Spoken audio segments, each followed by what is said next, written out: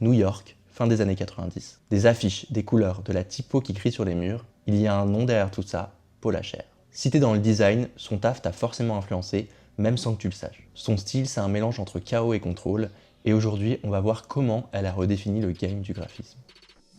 Paula, c'est une meuf qui débarque dans les années 70, diplôme en poche, avec 0 piston. Son premier taf, CBS Records. C'est un peu le rêve, sauf que pas vraiment. À l'époque, le graphisme, c'était ultra corporate. Peu de place pour l'expérimentation. Elle bosse sur 150 pochettes de disques par an.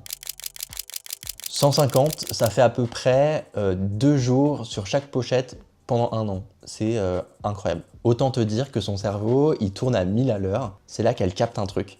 Pour sortir du lot, il faut casser les codes. Son move, c'est de ramener du rétro et de la pop culture dans le design. Et là, ça marche, son taf devient iconique. Mais Paula, c'est pas juste la meuf qui fait des pochettes de disques stylés. Dans les années 90, elle tape son deuxième grand move, rentrer dans Pentagram. Pentagram, c'est l'un des plus grands studios de design du monde. Et là, elle explose tout.